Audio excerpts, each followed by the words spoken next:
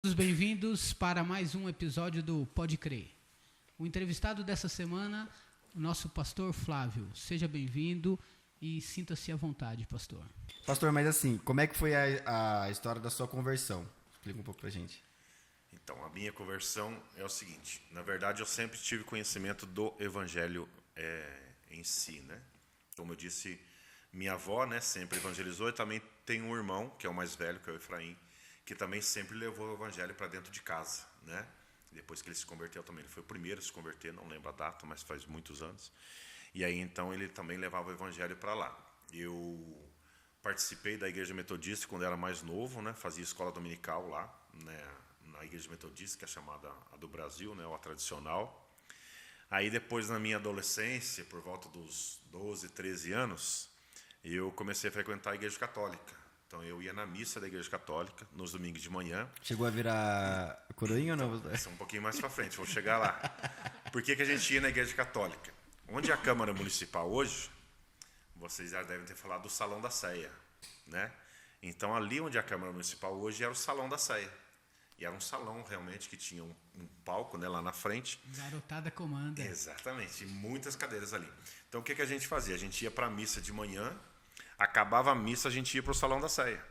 Porque o Salão da Ceia tinha muitas brincadeiras, ali o pessoal se apresentava, eles às vezes sorteavam brinde, né? Essas coisas de criança, né? Programas de auditórios. Programas de auditório. E aí, Só abrir um entre parênteses aqui, você sabia que continua tendo a Garotada Comanda e um bom tempo dela foi no cinema, dirigido pelo Beto Alexandre e pelo Sapinho. Beto Alexandre Sapinho. E eu dançava Rebelde lá. Verdade? Esse foi na 2005, eu só sei que esses 2006, dias, doutor... ele conseguiu voltar essa garotada comanda. nessa época era o quê? Eu sou de 74, era por volta de 86, 85, por aí. Ele fez Isso sucesso. aí. Quem comandava era o seu José Sintra e a esposa dele. Um tempo antes, o próprio Frei Orestes comandou algumas. Eu lembro do Frei Orestes, não lembro dele situações. comandando a garotada, né? O Lázaro. Programa lá. O Lázaro também não lembro dele. O Lázaro eu lembro dele na Igreja Católica também. Então, daí eu fui para a Igreja Católica e a gente ficou na Igreja Católica. Eu era coroinha da Igreja Católica, né? A gente ficou lá. Eu e mais dois amigos meus, meu irmão era também. E qual que era a nossa diversão? Nossa diversão era ir para a missa para tocar sinetinha na hora da Santa Ceia. Tinha 3 sinetinhas, 2 pequenininhas e uma maiorzona, né? Então a gente ficava sentado do lado do padre, não sei como é que é hoje, mas era uma cadeirona bonita que o padre tinha, né? Então nós sentava cada um de um lado. E a nossa briga era para quem ia tocar sinetinha na hora da ceia, né? Então a gente e a gente tocava ali. Então a gente ficava lá, tocava o sino também, uma das partes gostosas que tinha era essa, né? O sino da Igreja Católica, a gente ia lá 6h30, 6 horas, não lembro que hora que era. 6h30. 6h30, né? Então é isso aí. Aí a gente ia lá e tocava o sino, são Mas 3 você sinos. pendurava lá e... Cada um pendurava na corda lá e subia, assim, ficava balançando lá. Era a diversão nossa. Aí, depois de um tempo, eu parei de frequentar a igreja católica também, e aí nós fomos pro mundão, né, pra bagunça. Eu fui trabalhar à noite, na verdade, num restaurante, no Capivari, e eu trabalhei dos meus 14 até os meus 18 anos, mais ou menos, eu trabalhava à noite. Então, entrava às 7 da noite naquela época, saía às 5, 6 da manhã nos finais de semana, em julho também, né? O bondinho funcionava como Transporte circular, coletivo, transporte né? coletivo. Então eu ia no último bondinho, tipo 15 para 6 para o Capivari, e voltava no primeiro bondinho, que era tipo 6 horas, 6h30 da manhã, alguma coisa assim. E para a gente também era alegria, né? Para a gente poder estar fazendo esse trajeto aí, né? Apanhei várias vezes por conta desse trajeto. De ficar pendurado no Porque bondinho. a gente, para não pagar o bondinho, a gente esperava ele sair, né? E grudava atrás dele assim. O cobrador demorava para ver. Mas, enfim, daí eu fiquei assim, até os 18 anos, trabalhei à noite, daí conheci um monte de coisa que não deveria ter conhecido também, né? Conheci droga. Nunca gastei um centavo com droga, com nada, mais maconha, né? Mas tive conhecimento também de cocaína. Na época, a cocaína era injetável, né? Então, assim, eu trabalhei com pessoas que eu cheguei a segurar, apertar o garrote no braço da pessoa para ela aplicar a cocaína na veia, né? E nesse tempo, esse cara, ele já morreu, ele ofereceu para mim, ofereceu a seringa dele para mim, na hora, para eu também fazer. E na hora, não foi nem a questão da droga em si. na época falava-se muito de AIDS, né? Então, o meu Quando medo... apareceu essa doença, né, pastor? o meu medo não era nem a questão da droga, o meu medo era a questão de pegar AIDS, né? Porque estava no auge naquela época, muita gente morrendo de AIDS.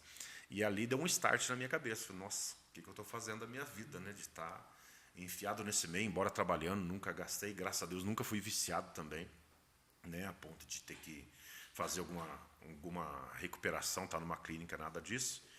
E aí eu lembro que eu estava depois saí do restaurante, fui trabalhar em outros lugares, com 20 anos mais ou menos, e eu falei assim, eu preciso mudar de vida. Eu preciso arrumar uma mulher, eu preciso casar, eu preciso ter uma família, eu preciso ter um norte na minha vida. Com quantos anos? Com 20 anos mais ou menos. 19, 20 anos mais ou menos. E ainda continuei por um tempo, né? Nessa vida aí de bagunça. Aí foi, com 20 mais ou menos, eu conheci a Renata. 19 anos, na verdade, 1993. Aí eu conheci a Renata. Eu já conheci o Juninho, né? Que jogava bola com ele, já era amigo meu de escola há muito tempo. Conheci o Rogério, mas não tinha contato, né? Mas eu conhecia a Renata, ainda não conhecia, embora a gente estudasse, né, na mesma escola, tudo. E aí eu conheci ela. Depois que eu conheci ela, a gente ainda ficou um tempo ainda meio balançado, né, na questão do mundo, dessas questões todas, assim, foi muito... Tá. Então, nessa época a pastora Renata não era convertida também. Não, também não. Quando eu conheci ela, ela não era nada. Ela não acreditava em nada. Ela sempre foi muito questionadora, né? E aí o primeiro lugar que eu fui levar ela foi numa missa da Igreja Católica. Eu falei, não, vamos para a missa então, você precisa ir para a igreja. Né? E qual que era a minha referência de igreja? Era de onde eu tinha saído, que era a Igreja Católica. Levei ela numa missa, ela detestou. Detestou, não queria ficar lá dentro, e ela já questionava um monte de coisa, né? Antes mesmo de se tornar evangélica, ela já questionava um monte de coisa. E aí foi quando teve essas reuniões da Donep, e a gente começou a frequentar as reuniões da Donep. E ela começou a ir, aí depois eu comecei junto com ela, daí depois veio minha sogra, aí depois veio o Juninho, né? Daí todo mundo lá, ai, crente, glória a Deus, irmão, aquela questão toda, né, de conversão e tal. Aí nós nos batizamos na igreja, na igreja metodista, né, na época, e ainda ficamos mais uns 2 anos bem conturbados da nossa vida, mas muito conturbado.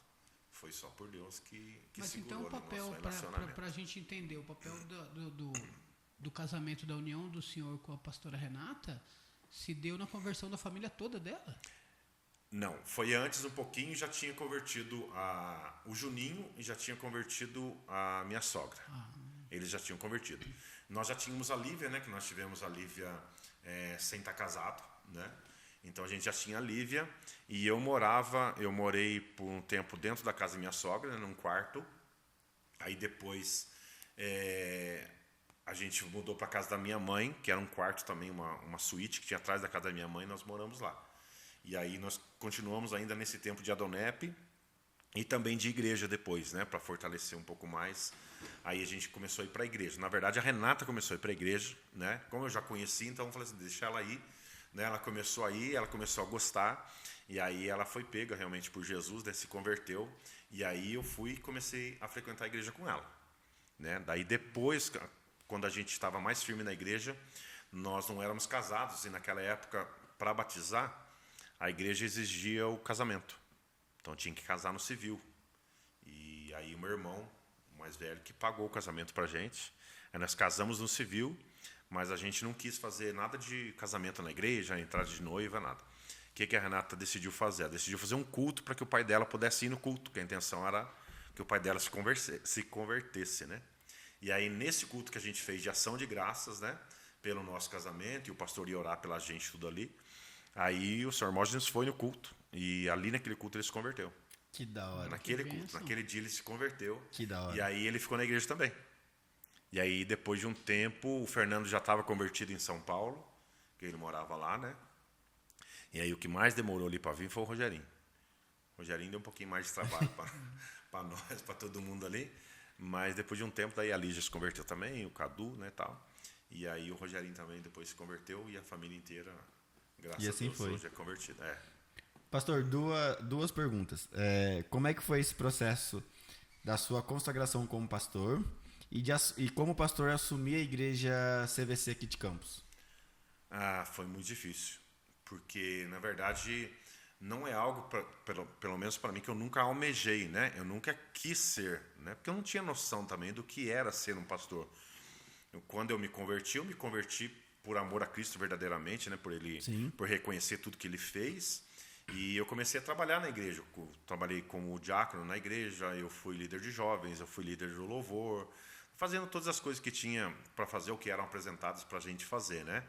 E quando aconteceu da igreja, de haver a transição, né? Eu tinha ido para Taubaté já, e eu já tinha também eu tinha liderado uma igreja lá na Vila Santo Antônio, Que não era CVC. Era CVC. A gente tinha 2 congregações. A gente tinha uma lá na Vila Santo Antônio, que é o prédio da Metodista. É uma igrejinha que fica na beira da rua lá. Tem a primeira entrada da Vila Santo Antônio, depois que você sobe ali, Pra aquela cima primeira da entrada. A segunda congregação da entrada. Central? Onde era a congregação do Central? Atrás, do lado Sim. ali. Sabe ali, naquela, tem a primeira entradinha que você vai pegar aquele descidão E a segunda. tem a segunda entradinha. A segunda. Então, era nesse meio das duas ali, tem até lá hoje. Sim. Que lá é da Metodista. E na época tinha um pastor da Metodista que ele falou assim, eu não vou ficar com a congregação lá, eu assume lá vocês. E aí o pastor da época, que era o pastor Valdenir, ele me passou essa congregação e passou a congregação da Vila Albertina para o Juninho e para a Mariana. Para o pastor Júnior e pastor Mariana, que na época nós não éramos pastores, não éramos nada. E aí eu comecei a abrir lá, e a gente tinha culto lá, não lembro que dia que era, terça e quinta, alguma coisa assim. E eu ia, na época a gente tinha que usar, né? Era calça social, camisa e gravata. É isso que eu queria que o senhor testemunhasse aqui, que o senhor já contou essa história, mas seria legal o senhor contar sobre as vestimentas. Sempre marca, né? Então a gente tinha que usar isso. Então como que eu ia? Eu trabalhava no posto de gasolina no Capivari, né? Saía do posto e ia embora para casa, trocava de roupa e subia. E a gente levava, muitas vezes eu passava aqui na igreja da Bernesca, onde a gente tinha, e eu levava caixa de som, essas caixas de som grandona, caixa de som e microfone, eu levava nas costas, subia a pé. Muitas vezes subi aquele morro da Vila Santo Antônio, que não é um morrinho, né? É um morrão. Com a caixa nas costas. Subia a pé com a caixa nas costas, por quê? A gente não tinha condução, não tinha carro, e às vezes pelo horário que a gente subia, não tinha quem levasse também. As pessoas estavam trabalhando e tal. Enfim, era um modo que a gente tinha para fazer e era um modo que a gente fazia. Então punha a caixa e o microfone. Quem quer faz, quem não quer arruma. Exatamente. E não tinha instrumento, não tinha nada. Porque eu nunca toquei nada, né? E também não tinha quem tocasse. Então a caixa era para fazer a pregação. Então a gente subia, colocava lá, e eu ia para a porta da igreja, no portãozinho da igreja, eu ia para distribuir o folhetim de evangelismo, para convidar as pessoas para vir para o culto. Então, tipo, 5 horas da tarde eu já estava lá em cima, na igreja, porque era a hora que as pessoas estavam subindo do trabalho. E aí eu parava no portão e eu começava a distribuir folhetim. E aí, quando eu começava a falar para as pessoas, geralmente quem está subindo ali, quem trabalha em obras, são pessoas humildes, né? E eles olhavam para mim assim, de cima e embaixo, falavam assim, eu vou em casa trocar de roupa, aí depois eu volto. Só que, na verdade, eles não iam voltar, eles estavam constrangidos por causa da maneira que eu estava vestido, né? De camisa, de gravata, todo arrumadinho, né? Então, tipo assim, essa igreja não é para mim. E eu percebi isso na época. E eu falei assim, não, a minha roupa está causando alguma coisa neles aqui, o que eu vou fazer? Eu vou começar a vir com roupa normal. Então, às vezes, até saía com a roupa do posto mesmo, né? E subia. Às vezes com a mão cheia de graxa, porque trocava óleo no posto, as coisas assim. E aí comecei a subir. O que isso começou a causar? Começou a causar uma proximidade com eles. E mudou a questão. Tanto é que a igreja lá em cima, ela estava lotada a igreja, chegou a ter 70 pessoas naquela época. Sem ter noção de absolutamente nada. Nada. E tem frutos até hoje na CVC atual, né? De lá? Tem. De lá. Tem membros dessa época? Lá, dessa época. A Fernandinho e o Felipe. Fernandinho e o Felipe, eles eram Nossa, membros. eles eram criança, né? Criança. A Priscila. A Priscila, irmã da Fernanda. Sei. A Priscila dava aula para as crianças lá na época. Ia de saia e tudo, porque na época já as mulheres tinham que usar saia. Quase uma assembleia. Tem foto. Uma hora a gente pode. Quase. Porque na época, eu não sei como que é hoje, mas na época a Metodista cobrava isso, né? Então a gente usava essa questão. E aí a gente veio da Metodista, a gente veio com essa visão também. Então, mesmo na CVC, a gente usou, por algum tempo, ainda usava terno e gravata, as mulheres usavam saia no púlpito e tal. E também a Daiane, que é parente da Fernandinha, também não sei se ela é prima da Fernandinha. A Daiane também é da Vila Santo Antônio. Mas ali foi o fator predominante para virar a chavinha da questão Não. da vestimenta, não? Teve um, como que fala? Teve um paradigma, né? Na cabeça do outro pastor, porque o outro pastor ele era muito tradicional. Só que aí essa ligação nossa com a igreja de Santos na época, porque Santos já era à frente do seu tempo, né? Então, tipo assim, quando nós fomos para o primeiro seminário que teve em Santos, que a gente fazia naquela época que a gente está fazendo hoje com as igrejas, a proximidade das igrejas, juntava os irmãos, né? Fazia tudo num lugar só. E eu, particularmente, nunca gostei de roupa social. Nunca gostei de terno e gravata. Não tenho nada contra. Se precisar usar, eu uso. Se eu estiver aqui numa igreja que tenha, eu vou usar terno e gravata, mas eu não gosto. Eu, particularmente, não gosto. Sempre fui esportista, né? Sabe disso. Então, para mim, é shorts, tênis e camiseta, ou uma calça jeans e tal. Mas aí, o que aconteceu? A gente foi para Santos. E eu cheguei em Santos lá, e aquilo, para mim, foi libertador. A gente era jovem na época, eu era líder de jovens, estava comandando os jovens naquela época. Então, o que a gente tinha que fazer? Que nós éramos líderes. Camisa, gravata e a calça social. Lá em Santos. Lá em Santos. A gente teve Meu que ir Deus. assim.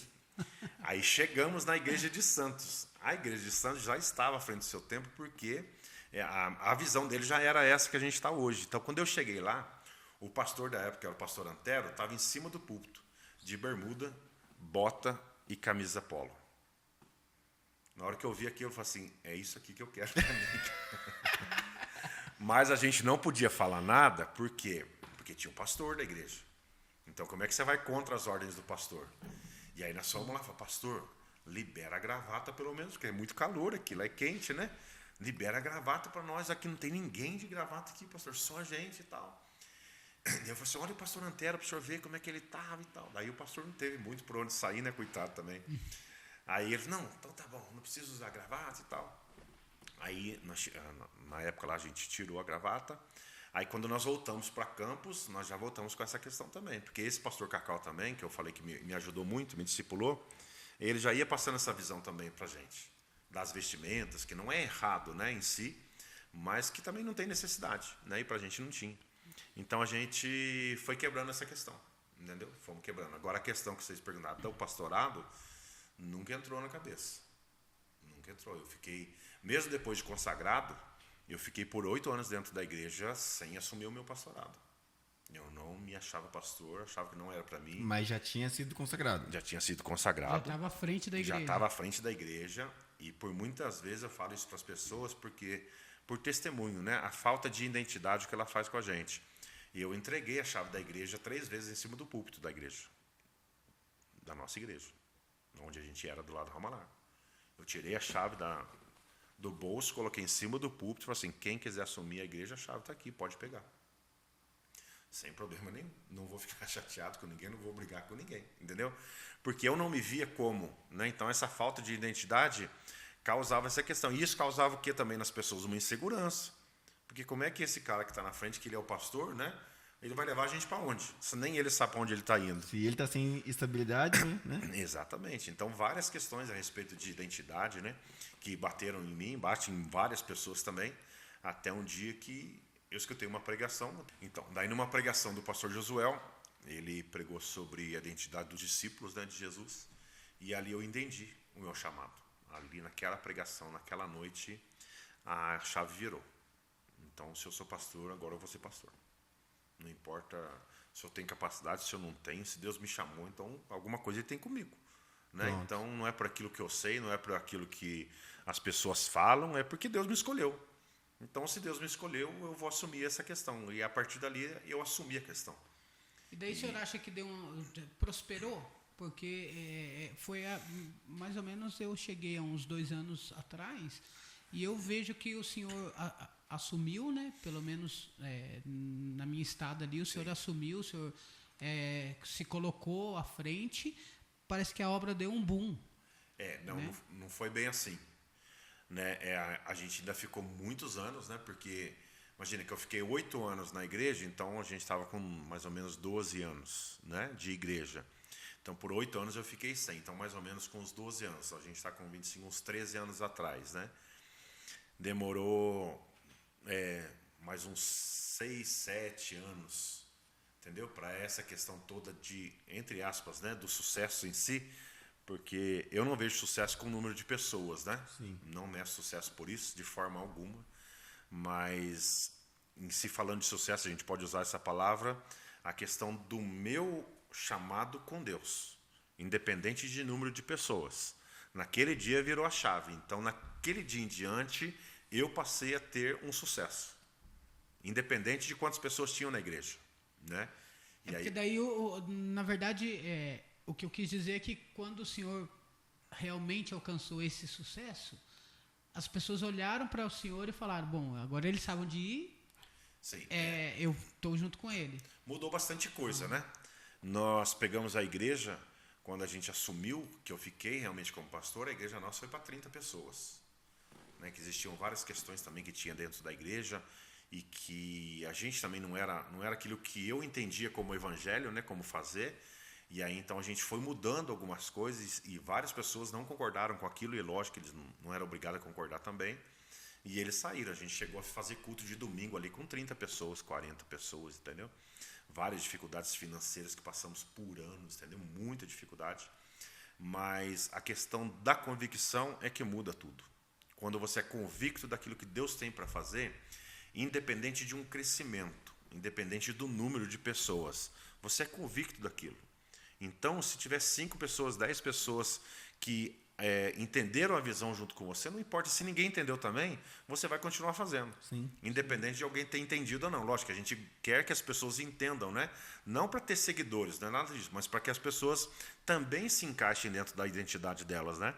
Então, a partir desse momento, eu não tinha problema nenhum de a igreja estar cheia ou não, das dificuldades que nós passamos. Eu sempre tive a convicção. Se Deus chamou, ele não está de brincadeira com ninguém, então algum propósito ele tem, até mesmo nas dificuldades que nós passamos, né? Sim. Agora, aí depois, né, de muito tempo que aconteceu essa questão, nós recebemos muitas promessas de várias pessoas que foram pregar na igreja e que nem eram do nosso meio, nem da nossa igreja.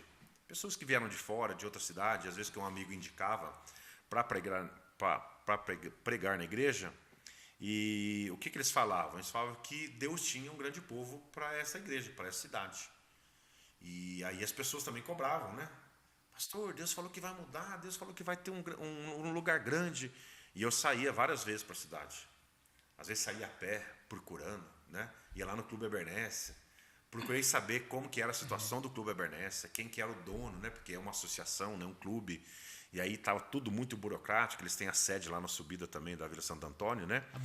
Abandonada, né? Que também interessava para a gente, né? A gente fez até uma proposta de restauração da quadra, restauração do espaço todo lá. Então a gente teve essa questão também, só que assim, muita burocracia por trás, muitas pessoas envolvidas. Aí ia sair às vezes de bicicleta ou de carro, né? Às vezes em jejum, orando para a cidade, Senhor, o Senhor falou que tem um lugar, então me mostra, né? Porque a gente sabe que Campos do Jordão não tem lugar grande, né? É difícil de ter. E a gente não sabia realmente, entendeu? Então, às vezes as pessoas falavam, pastor, mas e daí o lugar? Eu falei assim, ó, se Deus falou, ele vai fazer, porque não tem. Ah, mas o senhor não quer sair? Eu falei assim, lógico que eu quero sair. Lógico que eu quero, mas a promessa é de Deus, então, na hora certa, ele vai mostrar. E foi realmente o que aconteceu depois de muitos anos, né?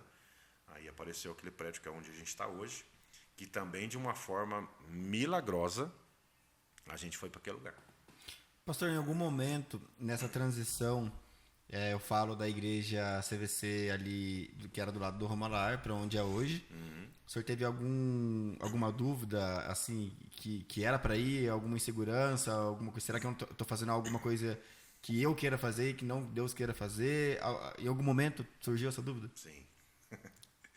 Em todo momento surgiu essa dúvida, porque nós somos seres humanos, né? Embora a gente creia em Deus, a gente se entrega para Deus, a gente pede para Deus mostrar, para Deus falar. A gente sabia que era uma promessa de Deus, mas querendo ou não, existe a humanidade da gente. Mesmo porque também não é só uma questão espiritual, né? Envolve, por exemplo, envolve meu nome, envolve um contrato, envolve dinheiro, né? E não é pouca coisa. Então você está assumindo algo. A parte jurídica, né? Exatamente, né? Que isso às vezes as pessoas não entendem, né? Ah, a igreja está lá, a igreja não está no nome do anjo, né? Aí teve essa questão, né? Que a igreja também ela tá no meu nome, né? Querendo ou não, o contrato é no meu nome. Então, juridicamente, quem responde pela igreja sou eu. Independente de qualquer coisa que acontecer na igreja, se tiver algum problema jurídico, quem vai responder pela igreja sou eu. Então não é somente a questão da gente ir para um prédio e tipo assim, não, Deus vai prover, Deus vai prover. Sim, a gente crê que Deus vai prover e eu estou brigando por uma coisa, brigando entre aspas, né? Eu estou mudando uma coisa, brigando por uma coisa que na verdade ela não é minha. E até porque tem vários liderados confiando na sua decisão. Exatamente. Que aumenta um pouco mais a responsabilidade. Não só os liderados, como os membros também. Não é uma coisa que é minha. A igreja não é minha. Né? A igreja ela não é minha. A parte burocrática está no meu nome, sou eu que respondo, mas a igreja não é minha. A igreja ela é da comunidade, né? É as pessoas. Então bate essa insegurança. Né? Tanto é que na hora, eu lembro direitinho, o dia que nós fomos ver o prédio, o dono queria alugar a parte de baixo pra gente. A parte de baixo tem coluna lá, vocês sabem, né? E eu não queria com coluna. Eu falei assim, não, a parte de baixo eu não quero. Eu disse, mas a de cima eu não vou alugar. Eu falei, mas vamos lá ver. E quando ele chegou lá na parte de cima, que é onde a gente está hoje, estava sem telhado, sem nada, eu falei assim, não, aqui eu alugo o seu. Mas sabe quando você fala uma coisa que parece que sua alma saiu do corpo? Por que eu tô falando isso? Sabe aqueles desenhinhos que você vê aqui em cima assim, a sua alma falando assim, ó, e a alma sua vendo você falar, não, aqui eu alugo o seu? Depois, pronto, falei. Que eu tô falando? Exatamente, pronto, falei. E aí, ele falou assim, não, mas aqui eu não vou alugar agora, que eu só vou alugar daqui 1 ano, porque tem que cobrir um monte de coisa e tal. Eu falei, não, mas a gente não está com pressa também de sair, porque a gente não estava realmente com pressa de sair, né? Eu falei, não tem problema nenhum, eu espero. Né? O tempo que for para você fazer aqui, eu espero. E aí, naquele dia, o pastor Júnior falou assim, vamos fazer uma oração aqui, estavam os corretores lá ainda, tinha 3 corretores, estava eu, o dono do prédio, o Juninho, vamos fazer uma oração aqui, vamos. Fizemos uma oração lá, sem telhado, sem nada. A gente acabou a oração, o dono do prédio virou e falou assim, a partir de hoje, esse prédio está alugado para vocês. Ninguém mais aluga. E já tinha ido acho que umas 2 igrejas lá, já tinha ido uma igreja que estava vindo para Campos do Jordão, já tinha ido lá falar com ele. Entendeu? E aí, quando ele falou isso, eu falei assim, mas não é assim, mas quanto vai ser o aluguel? Porque essa era a questão. E aí, quando ele falou, não, depois a gente vê, mas já é seus. E eu falei assim, tá bom, mas mesmo assim, como a gente fala, existe a questão burocrática, você vai ter que ir para o papel. Você vai ter que ir para a questão de firmar, né? De assinar. Sim. E aí, depois que nós fomos conversando, e aí ele falou o valor do aluguel, tal, a gente acertou, que foi um milagre de Deus também, o valor do aluguel. E todas as coisas que foram acontecendo. Fizemos uma reunião com a liderança, vamos precisar mudar, vamos precisar de X de dinheiro. Arrecadamos 4 vezes menos do que aquilo que a gente precisava. Lógico que também ninguém ia ter, né?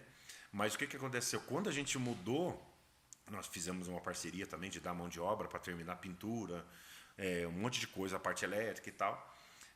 Quando a gente mudou, as coisas foram acontecendo, entendeu? As coisas foram acontecendo, foram aparecendo, e aí foi o que está lá hoje, né? Mas assim, a insegurança sempre bateu, a insegurança bate às vezes, né? Meu Deus, e agora o que vai ser? Mas é o que eu sempre falo, se Deus trouxe a gente até aqui, né? É Deus que está no controle. Então, se Ele quiser levar mais para frente, Ele vai levar. Se Ele quiser que a gente regrida, Ele vai fazer regredir, né? Porque não é nada nosso. As pessoas às vezes perguntam assim, o que vocês fizeram para ter...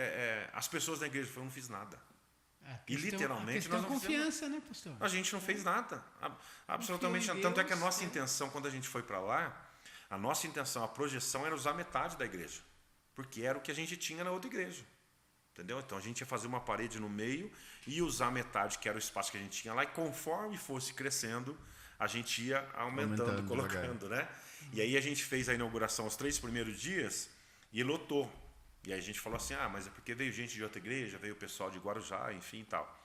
E aí depois começou, no outro domingo, e na quarta-feira, e aí as pessoas indo para conhecer, para saber como é que funciona e tal.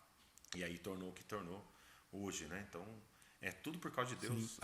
Aonde que, daí, nessa época, o senhor começou a ficar mais tranquilo? Foi quando o senhor começou a ver que passou esses cultos de inauguração e aonde... Que horas que, tipo, não, era para realmente eu estar aqui? Não, tranquilo, não sei se eu posso usar essa palavra tranquilo, porque eu ainda não fico tranquilo até hoje. Não por preocupação de como vai ser, mas por aquilo que Deus fez.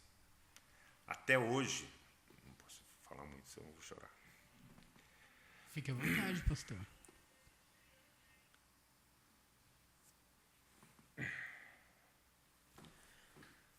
Até hoje, quando Quando eu... Ai, perdão. Até hoje. Quando eu entro lá, é só Deus. Para ver tudo aquilo que está lá. As pessoas chegando, os carros. Cara, a gente não merece isso. Sim. Nós não somos merecedores e não tem o que fazer pra gente. As pessoas, mas você vai crescer mais, vai comprar a igreja. É Deus que faz, entendeu? Às vezes eu vou lá atrás da igreja, eu fico olhando. E eu falo assim, é só Deus, cara, é só a mão de Deus para fazer um negócio desse. A gente não tem condições de fazer. Não existe estratégia de marketing que faça isso acontecer. Por mais que a gente veja, né, hoje é muito comum no Instagram, na internet, como fazer sua igreja crescer, 7 passos para sua igreja aumentar, isso e aquilo. Ela precisa estar alinhada com o propósito. Sim. Exatamente, entendeu? Então é Deus que vai fazer ela aumentar, ou ela diminuir, ou ela ir para outros lugares, ou ela abrir congregação, ou célula, seja lá o que for. E é o que eu falo para as pessoas, a nossa pretensão não é de se tornar a maior igreja de Campos do Jordão. Não tem por que a gente querer isso, entendeu? De estar dentro das coisas. Ainda que a gente quer ser a maior igreja. Não. O que a gente quer ser? Nós queremos ser aquilo que Deus tem para a gente ser. Assim como as outras igrejas também deveriam pensar da mesma forma, né? Os pastores, independente do número de pessoas, entendeu? O que você quer ser? Eu quero ser aquilo que Deus tem para mim, entendeu? Eu quero ser aquilo que Deus projetou para a minha vida. Então eu quero estar sendo levado por Deus, entendeu? Porque não vai ser por mim, não vai ser por aquilo que eu sei, não vai ser pelos meus conhecimentos, porque se for, foge do propósito que a glória vai ser de Deus, né? Então vai ser uma empresa, né? E eu não quero que seja empresa. Eu não quero que seja uma coisa que a gente tenha o controle de tudo. É um CNPJ e pronto, né? Exatamente, não quero. A gente não lida com CNPJ, a gente lida com CPFs, né? Sim. A gente lida com pessoas. Então, Sim. o CNPJ existe para a questão de organização, para a questão burocrática e jurídica, né, do país, mas a gente lida com CPF. A intenção é essa, né? A intenção é formar pessoas, habilitar pessoas para que elas deem continuidade ao Evangelho de Cristo, né? Independente se vão ficar na igreja ou se não vão ficar na igreja, se vão abrir igreja para eles, né? A intenção nossa é habilitá-los para o reino e que eles tenham o caminho deles, né, para o reino de Deus, né, que tenham o caminho deles para seguir aquilo que Deus tem para fazer na vida de cada um deles, né?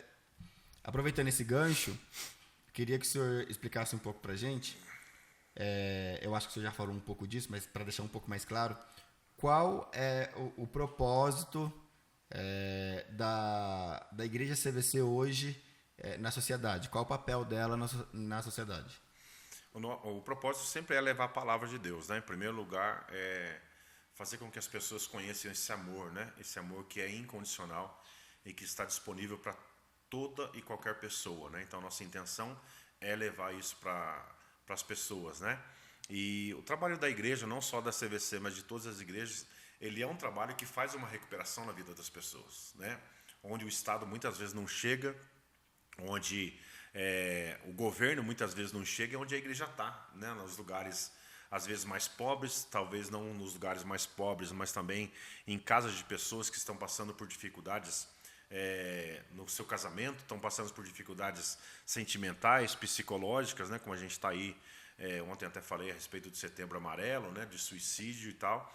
Então a nossa intenção como na sociedade é de alcançar as pessoas para que elas conheçam o Evangelho de Cristo, né? Para que elas saibam que existe uma saída, né? E que Cristo, que Jesus, ele é o único caminho que deve ser seguido. Então, tirando as pessoas das drogas, né? Tirando as pessoas dos seus maus comportamentos, né? Trazendo a restauração para dentro dos casamentos, dos relacionamentos, né? Então, a nossa intenção como igreja na sociedade é essa. Nossa intenção sempre foi de discipular pessoas, né? E entender que o evangelho não é pregado dentro da igreja, né? E que a igreja, ela não é o local onde nós estamos hoje, né? Um local onde a gente se reúne no domingo das 7 até as 9 da noite e depois a gente vai embora para nossa casa e volta na quarta ou talvez só no outro domingo, né? A Bíblia diz que nós somos a igreja, né? Nós, na nossa comunidade, no nosso ajuntamento, né? Na nossa unidade, nós somos a igreja. Então nós somos membros de um mesmo corpo. Então, eu gosto muito do texto de Efésios 4,16, que ele vai falar que o corpo vai crescer segundo a justa operação de cada parte. É onde a pessoa entende que ela foi chamada por Deus, talvez não para estar em cima de um púlpito pregando, talvez não para estar no ministério de louvor, talvez não para estar num diaconato, né? Mas para estar onde ela está, como você falou, talvez num consultório dentário, talvez num consultório de um advogado, né? Talvez como médico, como enfermeiro, como qualquer coisa que ela estiver fazendo, e ali ela está fazendo missão, né? A gente teve sempre a ideia de que missão é você ir para a África, né? Você ir para o Afeganistão, é você ir para esses lugares. Sim, isso também é missão. Mas missão é você pregar o evangelho onde você está, né? Primeiro na Jerusalém, Judéia, Samaria, depois em todas as nações, né? Então é no quê? É na sua casa em primeiro lugar, nos seus vizinhos em primeiro lugar, né? Na sua cidade, e depois, se for o caso, você ir para outros lugares. Então todos nós somos um missionários e somos um agente de milagres. Sim. Então qualquer que seja a pessoa, seja ele adulto, adolescente, jovem, ele dentro da escola, né? Ele pode levar para lá a palavra para lá. E como você falou, um ponto muito importante, não somente na questão do assistencialismo, né? Então mudou-se muito, a igreja tem que doar cesta básica, a igreja tem que dar alimento. Sim, esse é um papel da igreja também, né? Servir as pessoas, os pobres, os necessitados. Mas o principal da igreja é levar a palavra de salvação. Isso é o mais importante que existe dentro da igreja, né? É você levar a palavra de salvação. Então, a nossa intenção é que cada pessoa entenda o chamado dela, né? E ela cumpra esse chamado dentro e fora da igreja também. Boa. Para aqueles que não foram ainda, não são membros, não foram num culto da CVC ainda, o senhor como pastor, queria que o senhor dissesse para essas pessoas, quando elas passarem para dentro da porta da igreja, o que elas vão encontrar? A presença de Deus, né? Não somente para dentro da porta da igreja, né? Mas assim, literalmente, basicamente, você vai encontrar pessoas ali que são apaixonadas por Deus, que têm os seus problemas e as suas dificuldades como todas as outras pessoas e que estão buscando uma mudança de vida e uma melhora de vida, não no que diz respeito à vida financeira em si, né, ou a melhoras materiais, não.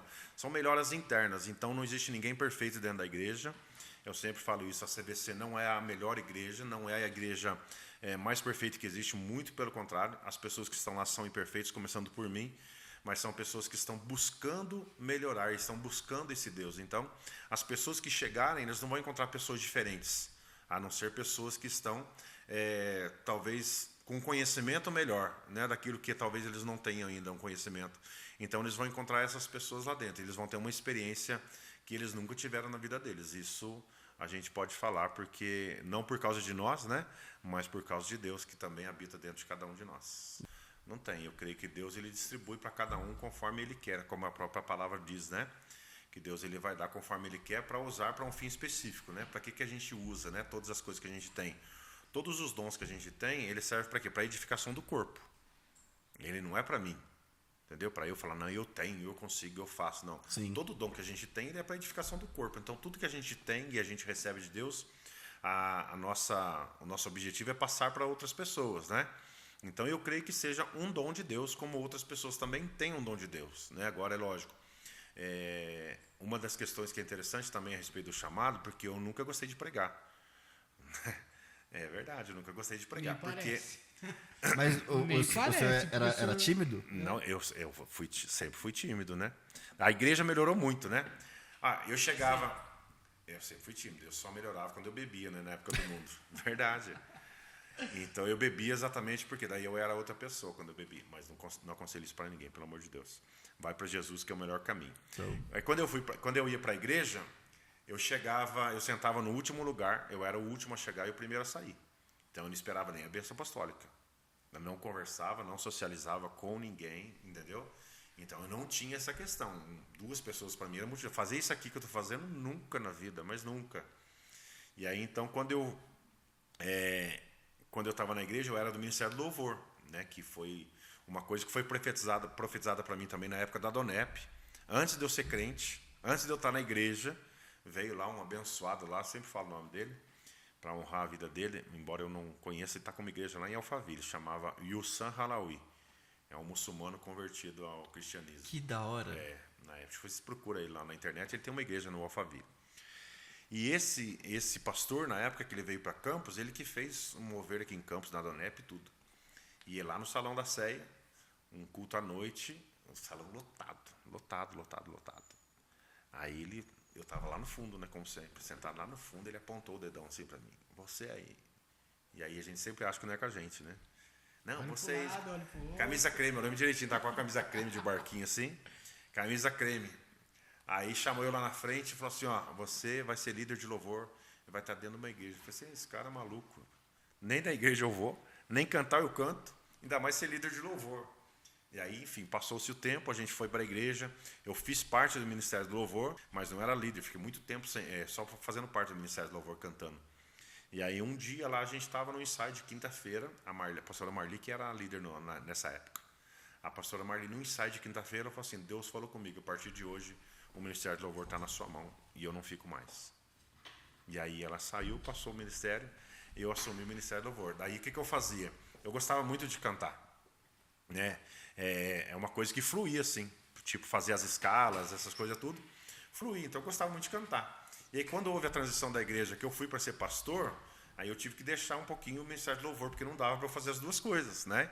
Então eu tive que começar a pregar. Aí na época o meu pastor era o pastor Josué. E aí eu fui falar com ele na intenção de escutar assim, cara, continua no louvor, né, tal, não tem problema, que é o que você gosta de fazer.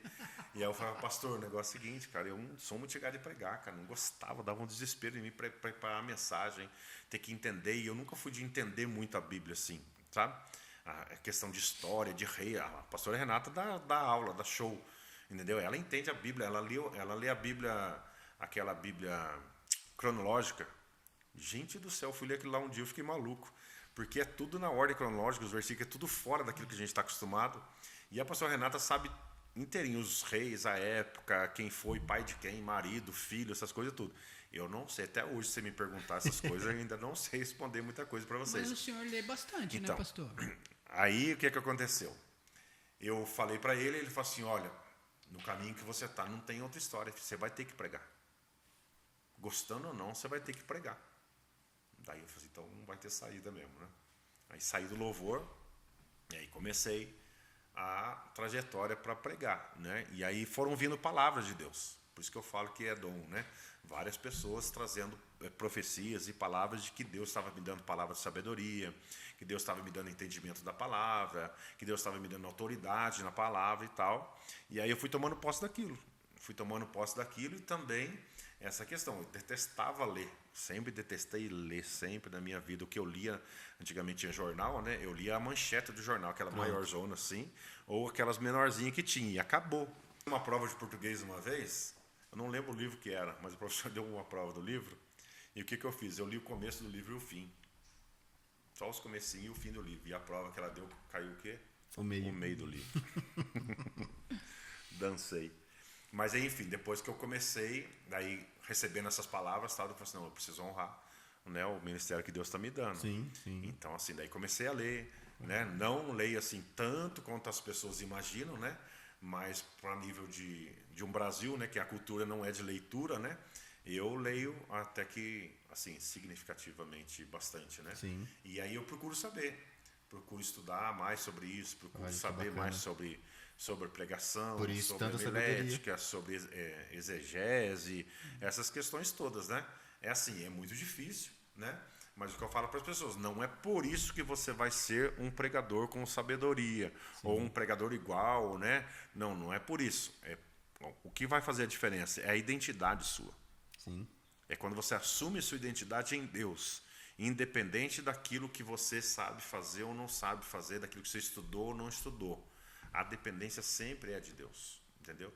Então, eu creio que isso que faz uma diferença na vida, não somente minha, de qualquer outra pessoa. Que influencia pessoas também, né, pastor? Porque através da pessoa que ela veio de outra igreja, eu achei interessante isso. E ela veio de uma outra igreja. E aí ela falou assim para mim um dia, ela falou assim, pastor, tem que pedir perdão para o senhor. Eu falei, perdão para mim? O que eu fiz, cara? Tinha acabado de chegar na igreja, fazia pouco tempo, né? Eu falei, nossa, mas nem chegou, eu já fiz alguma coisa para essa pessoa. Ela falou assim, não, porque quando o senhor ia pregar, dava nervoso em mim, porque eu detestava quando o senhor ia pregar. O senhor ia pegar, ia ler versículo, ia fazer isso, fazer aquilo outro, e eu não estava acostumado com isso, para mim era uma coisa muito ruim. Mas agora eu quero confessar uma coisa para o senhor. Eu criei amor pela palavra de Deus. Nossa, que da hora. E agora eu aprendi a ler, aprendi a criar gosto pela palavra. Que da hora. Por causa das pregações do senhor, né? Mas assim, são coisas que são particulares e cada um tem uma maneira, cada um tem um jeito, por isso que eu falo. Você não precisa, você pode ter as pessoas como referência, né? Você pode ter um ou outro, ou sei lá quantas pessoas que seja como referência. Mas você precisa entender que você tem um chamado específico. Sim. Existe um tempo. Por exemplo, quando eu assumi a igreja, eu tinha 28 anos de idade. Quem que dá crédito para uma pessoa de 28 anos de idade? Fala pra mim. Quem que dá crédito? Ninguém dá crédito. Sim. Entendeu? Por 28, com 30, com O 33. senhor já escutou assim, mas o que você tem de vivência, de experiência? Ixi, já. Entendeu? E são coisas que, é lógico, as pessoas elas vão olhar pra gente e elas vão cobrar isso mesmo. Sim. As pessoas não estavam erradas daquilo, entendeu? Então foi muito difícil na época também a gente conviver com essas questões, como é difícil hoje para uma pessoa, entendeu? Uma pessoa que tem 25 anos, ela ir pregar na frente de uma igreja. É uma responsabilidade muito grande e as pessoas vão olhar para ela, mas quem está pensando que Então. é? Igual o Davi lá com 17 anos vai lá lutar com o gigante, vai escutar essas coisas, mas assim, é o chamado, né? Então o que a gente precisa entender? A gente precisa entender que Deus ele tem um chamado específico para cada um, entendeu? E, como o Mike falou, o tempo ele vai trazer maturidade para você. É lógico que hoje eu tenho quase 50, né? 49,9. Em janeiro eu faço 50. É lógico que hoje as pessoas dão muito mais atenção para aquilo que eu falo do que davam quando eu tinha 30 anos de idade, 28 anos. Sim. Mas eu não posso, ou as pessoas que estão começando hoje também, não pode deixar de falar porque tem 28 anos de idade. Ah, vou falar, ninguém vai dar crédito. Não, tem que continuar falando, porque... E tudo isso também é alcançado com o quê? É alcançado com um testemunho e com uma vida que você vem levando, Uma né? bagagem, né? Exatamente, entendeu? E eu falo para as pessoas hoje estar no lugar que nós estamos, que não é tão grande assim o lugar, né? O lugar que eu digo das pessoas conhecerem, de mais pessoas estar frequentando a igreja, ele é muito pior de se manter, porque a cobrança é muito maior. Sim. Entendeu? Quem mais é dado? Tem muito mais pessoas vendo, entendeu? Tem muito mais pessoas te olhando, te cobrando, entendeu? Então isso também vai trazendo um temor para dentro da gente, porque da mesma forma que isso foi construído para cair, Dos palitos. é de uma hora para outra. Sim. Você entendeu? Então a gente precisa sempre estar mantendo a humildade, né, o reconhecimento de que nós não somos absolutamente capazes de fazer absolutamente nada. A dependência totalmente de Deus e seguir em frente, né? A gente tem as responsabilidades, né, que você tem que ter, obviamente, mas a dependência é de Deus. Isso não tem como abrir mão. Uma última pergunta minha. Uma dúvida. Em relação à igreja primitiva, lá depois que Jesus ressuscitou e tal, né? A igreja que a Bíblia nos mostra e a igreja de hoje em dia, não estou falando só da CVC, a igreja de hoje em dia, você acha que tem muita diferença? Como é que o senhor compararia as duas igrejas, tanto no lado da cultura quanto no lado espiritual? As pessoas sempre vão olhar lá para trás, né? Atos 2, que é a igreja primitiva, a referência e tal, né? São contextos bastante diferentes, né? Mesmo porque havia uma perseguição naquela época, né, dos cristãos, por isso que as igrejas foram para as casas, né, e as pessoas estavam em casa e tal. Mas, embora hoje a gente vê muita coisa ruim acontecendo, né, no que diz respeito à igreja, e no Brasil também, que é um país muito grande, né, então a gente vê muita coisa ruim, mas tem muita coisa boa, tem muita igreja boa também, tem muita gente com princípio, né, embora isso talvez não seja muito divulgado pela mídia, mas existem muitas igrejas que são... não vou dizer igual, mas que seguem os mesmos princípios da igreja primitiva, né? Que era a doutrina dos apóstolos, partir do pão, comunhão, que é uma guerra, né, dentro das igrejas, nessa questão, que aí a gente vai ter que falar de um monte de outras coisas, né, de ego, de um monte de outras coisas que existem, sempre existiram também, que é a questão que fala lá em Atos 2, eles perseveravam na doutrina dos apóstolos, no partir do pão, né, e de casa em casa e tal.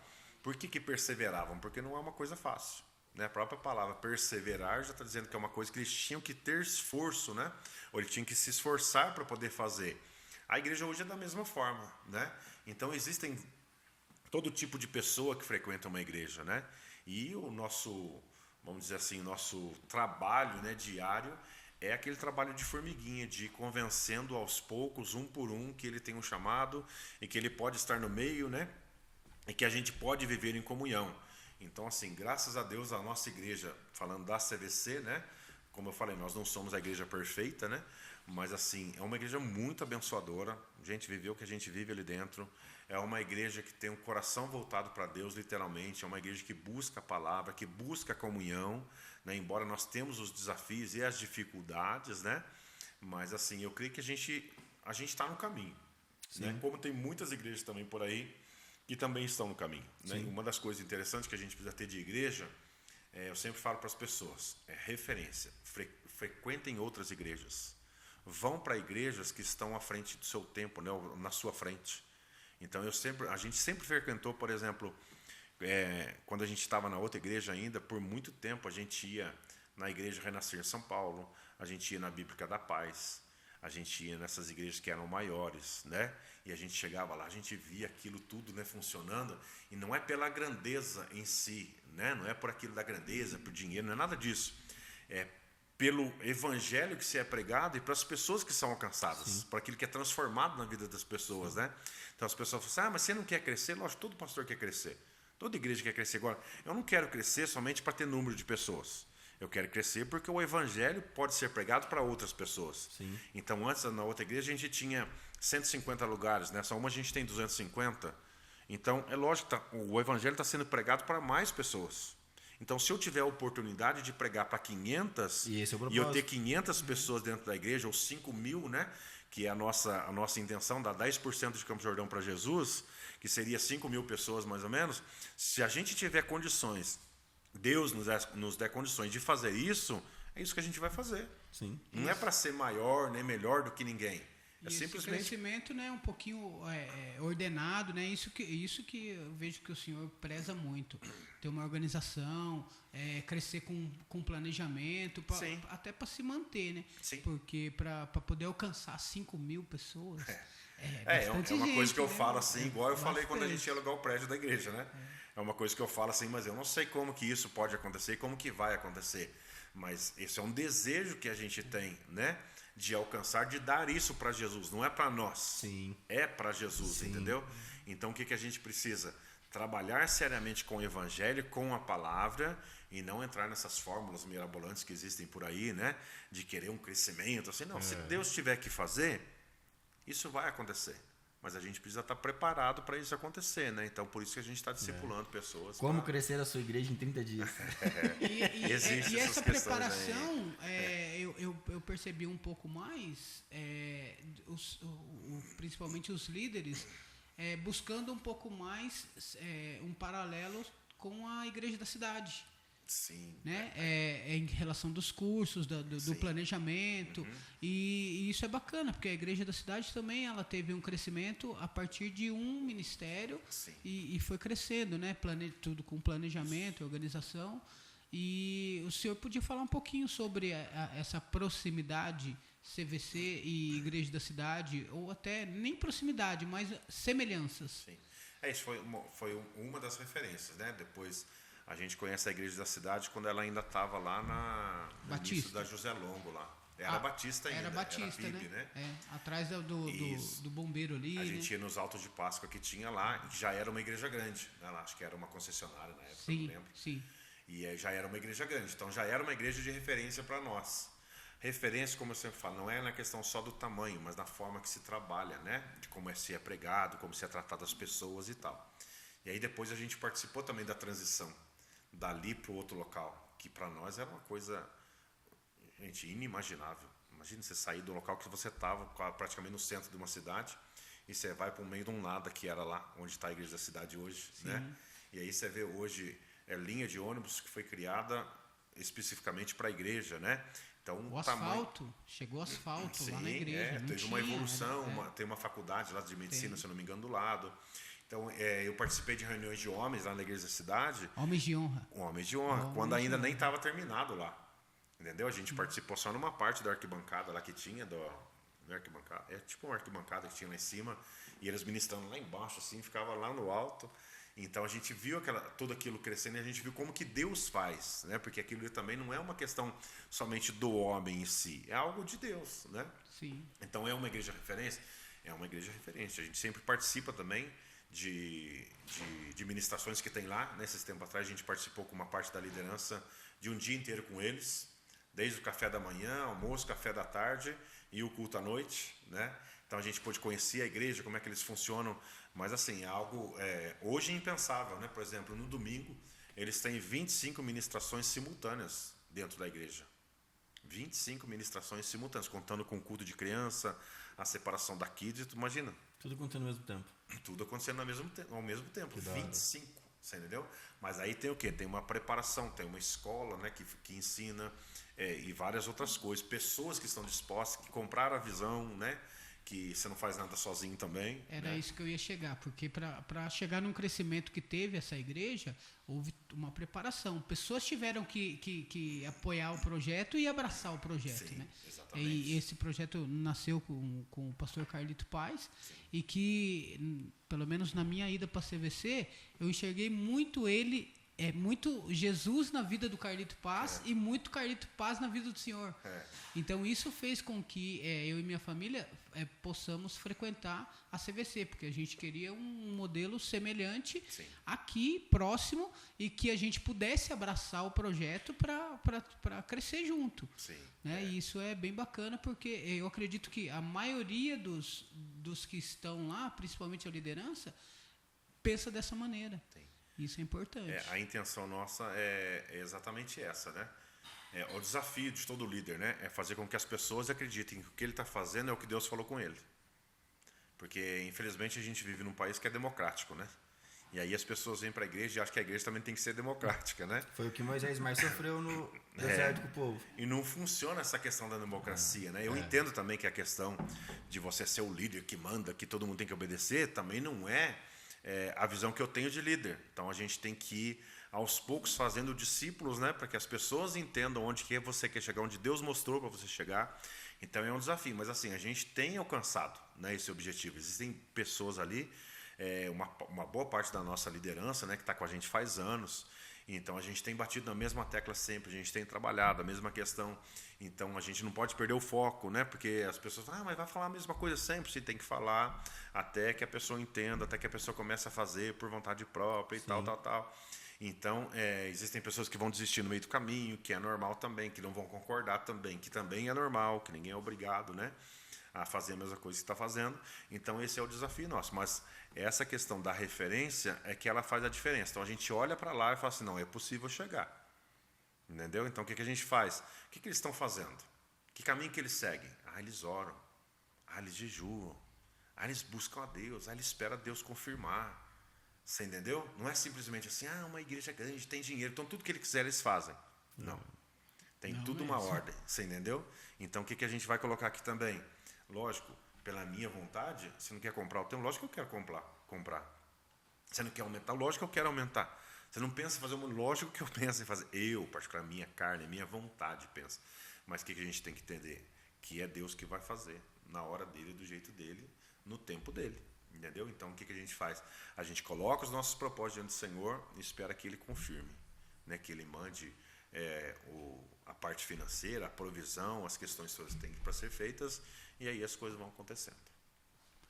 E em relação a futuro, eu sei que a gente tem a dependência de Deus, mas eu gostaria que o senhor falasse um pouquinho sobre a representatividade da CVC aqui em Campos e qual seria a representatividade dela no nosso país. Porque a gente sabe que ela está se expandindo até fora do país, né? Que tem o núcleo do Peru e agora do Paraguai. Sim. Mas Estado de São Paulo, Brasil, o que o senhor tem de pretensão? Sei que é tudo na dispensação de Deus, mas a gente tem que se programar, né? Conforme a vontade de Deus, a gente tem que estar preparado. A promessa de Deus para a nossa igreja em si é que nós seríamos um celeiro de missionários. Missionário não no que diz respeito a missões em si, a um missionário, né, que vai para a África, por exemplo, né? Mas um celeiro de líderes, né, que estariam indo para outros lugares, para outras igrejas, né, para outras cidades também, né. Então a gente crê que Deus está fazendo, que Deus tem essa promessa, né, e a gente tem a intenção, né, de realmente abrir outros pontos, abrir em outros lugares, né, abrir em outras cidades, mas como nós falamos, é tudo no tempo de Deus e na hora de Deus. Por isso que a gente está agora, o tempo que a gente está vivendo hoje como comunidade de vida cristã, qual que é? Nós estamos reestruturando a comunidade de vida cristã, né? Porque nós vivemos por muitos anos aí em um modelo, né, que não foi nada ruim nem errado, mas era o modelo que tinha. E depois de um tempo houve uma transformação, né? Várias pessoas saíram porque a igreja era aberta para outras pessoas também andarem com a gente, né? Então existia outras igrejas andando com a gente também, outros pastores. E as pessoas foram deixando, foram saindo, né? Mesmo porque depois houve uma transição também na questão da liderança da CVCs no Brasil, né? E aí eu tive que assumir também, né? Eu fui colocado lá também pelos pastores na época, né? E aí os pastores foram saindo. Foi saindo um pastor, saiu outro, saiu outro, saiu outro. E aí a gente parou para pensar, ficou Campos, Suzano e Guarujá. Aí depois que veio Itaquá e Santo Antônio, né? Que é as duas mais recentes, e agora Santos, que a gente vai inaugurar no final do mês. Final do mês, desse mês agora a gente inaugura lá, que já é um ponto que já tá funcionando há algum tempo, né? Eles estão numa casa, mas é uma casa um pouco maior agora. E aí então veio, ficou essas igrejas, e a gente olhou um para o outro e falou assim, agora o que nós vamos fazer? E aí eu tive um problema, né? Que eu tive um problema de saúde, e na época eu fiquei muito mal, e eu falei para eles assim, não posso dar nada para vocês agora. Se vocês quiserem procurar outra cobertura, sem problema nenhum, podem procurar, não vai ter problema, a gente não vai brigar, mas eu não posso dar nada para vocês. Não tenho um caminho a seguir, não sei para onde eu vou, também não sei o que eu vou fazer. Ah, não, a gente vai esperar. Eles esperaram só 2 anos. 2 anos. 2 anos sem ter direção. Mas isso é a fidelidade, né, pastor? Isso que... Exatamente. 2 anos sem ir para lugar nenhum, sem ter nenhuma direção, sem nada. Depois de 2 anos, aí eu falei assim, não, agora nós vamos. Então, como que a gente vai fazer? Aí eu passei a visão que eu tenho de igreja, né? Passei a visão que eu tenho de comunhão, né? E aí eles falaram assim, então tá bom, então a gente vai seguir essa visão agora. Como que a gente vai implantar? Eu falei, então vamos implantar, vamos começar assim, assim, assim. Então esse ano a gente optou pela comunhão da igreja, né? Por isso que a gente fez os eventos que a gente fez, né? Nos lugares. Ainda tem mais um agora no aniversário da igreja, aqui em Campos, né? Que a gente vai fazer, que é o Vision Day, o último Vision Day de comunhão, né, desse ano. O ano que vem nós vamos começar a implantação de unidade da escola de líderes, né, que algumas pessoas vão estar fazendo, porque não dá para todo mundo fazer também, porque já está lotadíssimo, né, o número de pessoas. E aí o que a gente vai fazer? A gente vai começar a unificar essa questão também. Então, as comunidades de vida cristã elas vão falar a mesma língua. Então, você vai em Guarujá, você vai em Itaquá, você vai em Santo Antônio, vai ter o mesmo caminho para seguir. Essa era a pergunta que eu ia fazer. Todas as CVCs hoje falam a mesma língua? Então, na verdade, não é que não fala a mesma língua, né? Porque senão parece que a gente está de caminho diferente, não. Mas, na verdade, o que acontecia? Quando eu falo a respeito de comunhão de igreja, existia a igreja de Guarujá, a igreja de Campos, a igreja de Suzano, né? Então, cada uma das igrejas estavam num tempo de crescimento, num tempo de algo que Deus estava fazendo. Só que o que o pastor Vinícius estava passando aqui era diferente do que eu estava vivendo aqui e era totalmente diferente do que o pastor Gilberto estava vivendo em Suzano. Mas éramos as mesmas igrejas. Entendi. Entendeu? Então eu estava indo para cá buscando o Espírito Santo, o pastor Gilberto estava indo lá no que diz respeito à palavra e o Vinícius estava indo lá pregando evangelismo. Um exemplo. Nada contra os três, nenhum dos três está errado. Mas a respeito de comunhão, se a gente juntasse as igrejas, a gente ia virar uma torre de Babel, porque cada um ia falar uma coisa. Sim. Ah, não, lá em Campos a gente está vivendo isso. Não, lá em Suzano a gente está tinha que caminhar fazendo no mesmo vigília. propósito. Tinha Exatamente, que alinhar entendeu? o mesmo propósito. E aí tinha a questão também, tipo assim, a comunidade de vida cristã lá de, por exemplo, nós fechamos a de Taubaté, né, que na época era o pastor Teco, a pastora Jana. Fechamos a de Taubaté. De quem que era a responsabilidade de Taubaté? Era de Campos. As outras igrejas não tinham nada a ver com Taubaté. Então, Taubaté crescendo ou não crescendo, para as outras igrejas, não tinha problema nenhum. Mas era uma comunidade de vida cristã. Sim. Aí nós tínhamos um missionário lá, o Gel, né, que foi até para a Amazônia. Ele foi como missionário da comunidade de vida cristã. Mas quem sabia e quem apoiou o Gel para ir para a Amazônia? Suzano que apoiou e outras pessoas que ele estava vivendo lá perto de Bragança. Mas ele foi como missionário da comunidade de vida cristã. Daí eu falei, gente, se é igreja e se a gente fala a mesma língua e a gente quer ser uma mesma pessoa, né? Ou a gente quer ter o mesmo pensamento, então as coisas têm que mudar.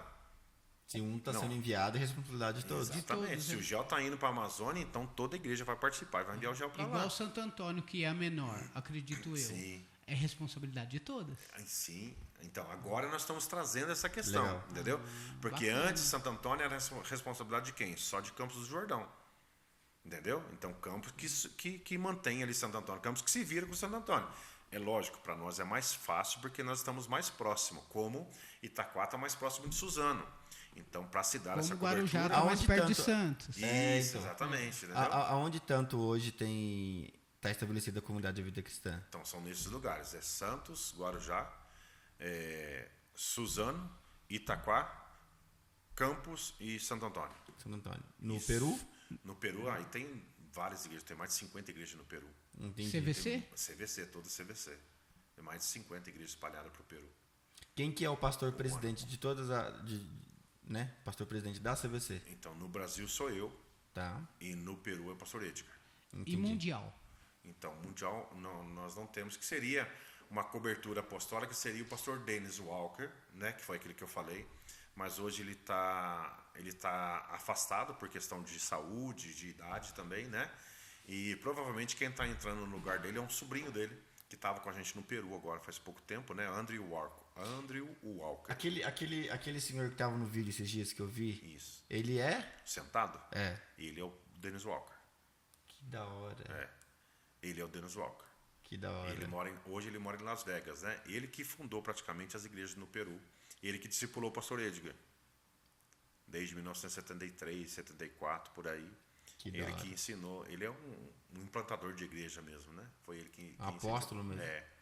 Então seria Apóstolo ele, né? raiz, né? Mas essa questão do apostolado, a gente ainda não tem fechado o apostolado mundial, né? Que seria uma cobertura mundial. Sim. Não, hoje o que tem é o CVC do Brasil, que sou eu, juntamente com o Gilberto Alessandra e o Vinícius Marcelo, né? Que ficamos e estamos reestruturando.